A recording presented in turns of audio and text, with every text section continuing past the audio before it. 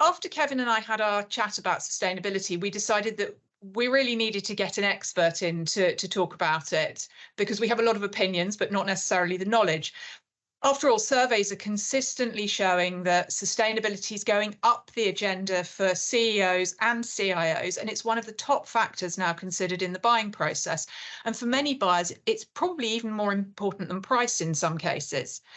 Now, those of you who are watching on YouTube will probably notice I'm also not in my usual studio, but I'm in a hotel room as I'm traveling this week. So that may also impact on the quality of the video and the quality of the recording, for which I apologise, but sadly we can't all stay at home all of the time. I'm getting to talk to Allyson Mitchell, VP of Sustainability at Mobile reCell. Thank you very much for joining us on We Got Your Mac today, Allyson. Yeah, happy to be here. Thanks for having me.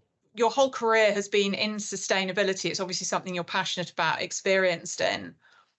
Yeah, so I've started my career in real estate development and landscape architecture of all places, and was very involved in the green building movement, and then moved into municipal sustainability and did that for a while. And so I've also got a law degree. So I have sort of done sustainability for multiple different industries and different sectors and angles. So, and now I find myself in a tech startup in sustainability. So an interesting and new place to be.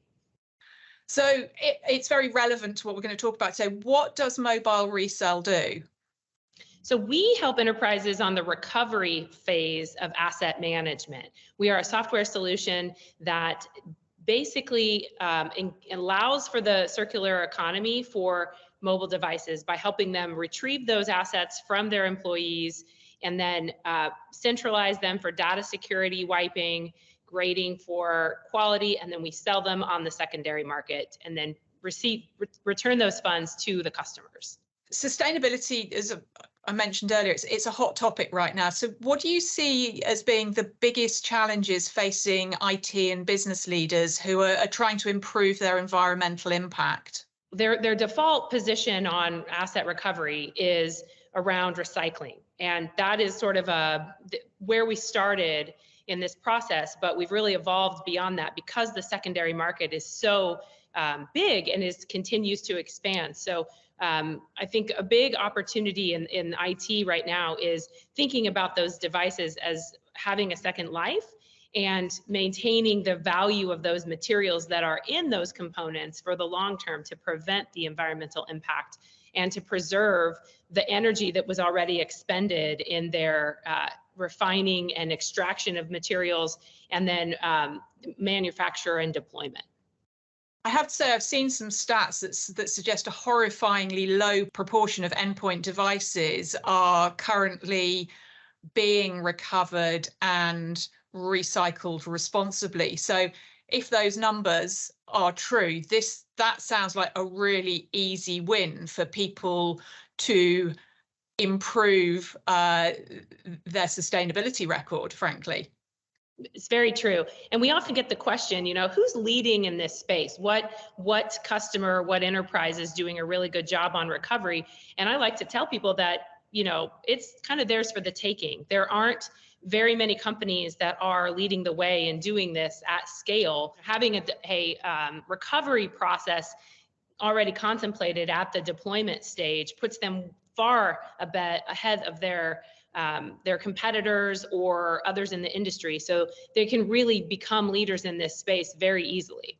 You have to think about what are the drivers for people to do this. Ultimately in business, they want to know what's in it for them. And you can say, oh, well, we're doing the right thing and it's saving the planet. And that means that, employees and customers whose values align with that will therefore be more engaged with us.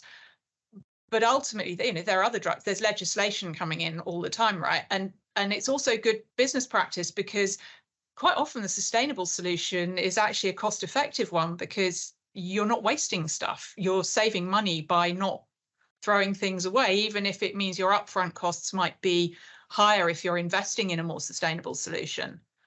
Yeah, and increasingly, and this is largely driven by the legislation that you alluded to, both in the EU, across the world, and then forthcoming any moment now from the SEC as it relates to transparency from the supply chain. There's an expectation that's continuing to increase on having that level of transparency for where things are coming from, what the impacts of those movements are across the supply chain, and then through the value chain as well. Yeah. So obviously this is a podcast about Mac, right? So we have to talk about Apple. And at their Wanderlust event, Apple premiered this fantastic new ad with Mother Nature. They're clearly putting sustainability front and center and betting on this as the future of their business. What was your initial reaction to this? I mean, that was quite a moment for me, just in general, having spent my entire career in sustainability, but then also to be in this space now in tech, for Apple to make such a strong statement about their commitment to sustainability and do it in such a clever way. I think very positive, and it's really setting a new standard for the industry, and the implications are very far reaching. I'm thinking back to the time when I was in the green building movement, and I witnessed the impact that movement made on real estate, design, building materials, and construction industries.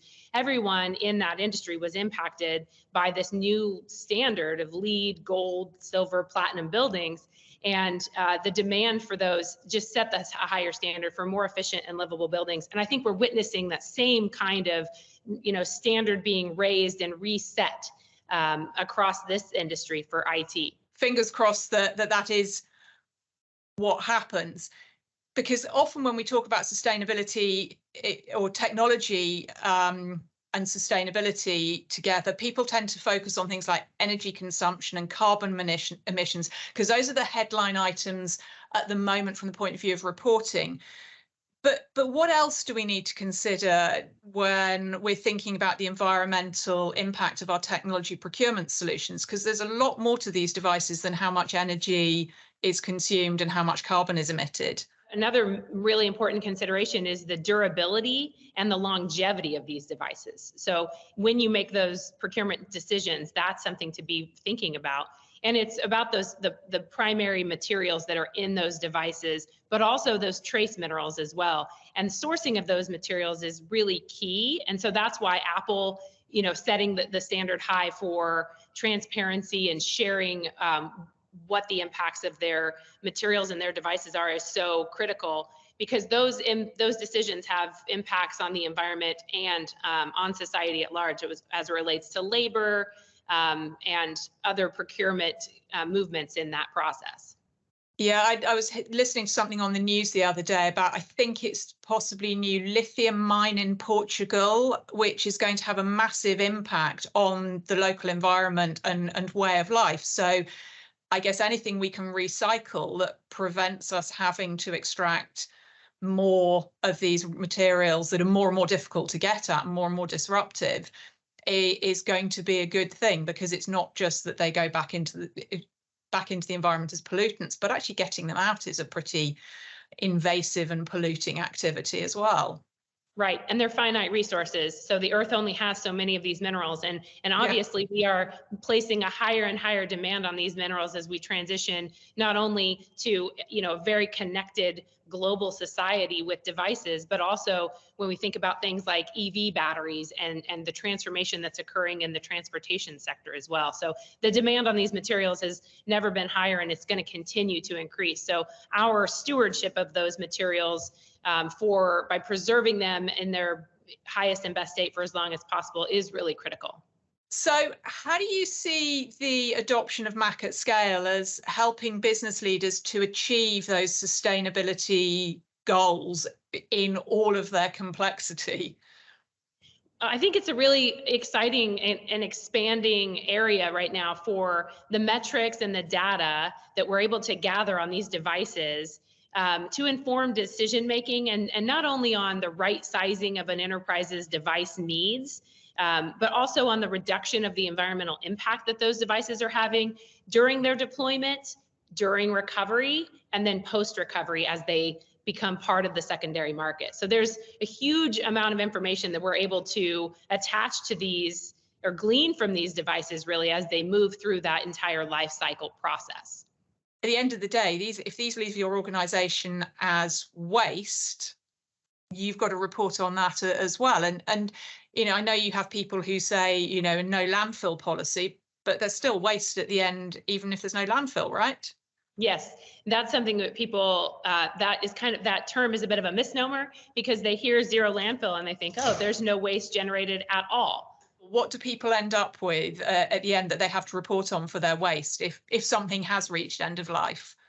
So if it's sent to an incinerator, there is still the ashes from that process that have to go into the landfill. So to say zero landfill is a very difficult thing to achieve, if impossible. So it's really, there is still waste generated by that, but it's just kind of in a different form and a little bit later. Can you give us an example of a customer that you've worked with where this has been something that has really made significant impact on their organization and their business, end users or IT, whoever, where it's actually changed perhaps the way they think about their old IT assets, the things that they thought of in the past as just being unwanted that they needed to get rid of it somehow?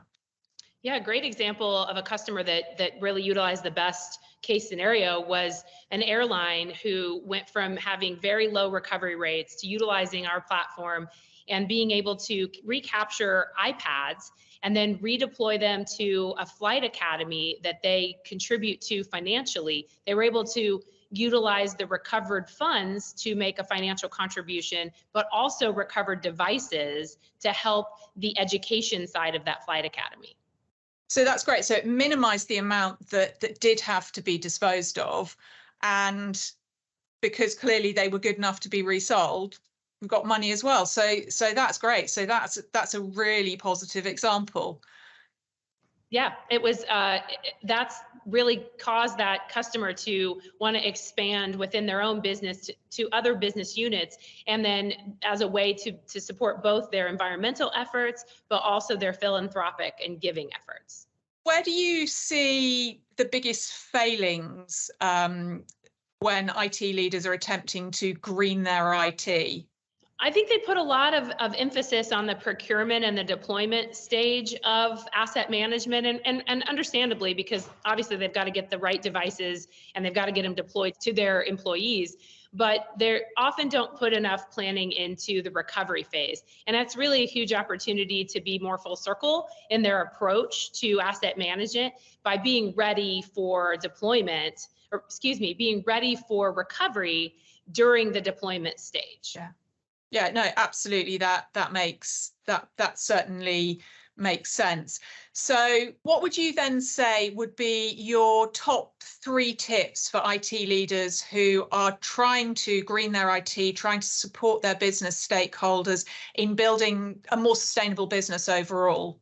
I would say, especially because we are waiting any day now for the SEC to promulgate their rules around scope 1, 2, and 3 reporting requirements that will go into effect very quickly here, is to engage with suppliers and vendors and customers and be building those bridges for collecting that data. That's a really key thing to be doing right now if you're not already doing it. And engage with your chief sustainability officer in that. They are definitely focused on that right now. So IT leaders need to be making those connections within the C-suite and engaging. Plan for recovery in the procurement stage. So be thinking very holistically about the life cycle of the assets that you're deploying and how you're planning to recover those, and then have the metrics to back up the avoided environmental impact that you were able to create as a result of that high recovery rate. So just to recap, really, people need to be thinking there's a lot more opportunity to recover materials that are sitting within your organization. We can increase that percentage of materials being recycled from today, no matter what you bought, because most of the stuff that's going to be in organizations now is at least built so it's recyclable, even if it isn't repairable and modular and all of those other exciting things. Right. Yep. And avoiding, having recycling as your kind of last choice, because reuse is always the highest and best utilization of those materials. So the standard has been for a long time recycling. We can do better with reuse. That's been really fascinating. Thank you so much for your time today, Allyson. Thank you to our listeners for joining us today. And for more information on all things MAC at scale, for more details on sustainability, please go to wegotyourmac.com for more episodes and for more resources. Thank you very much.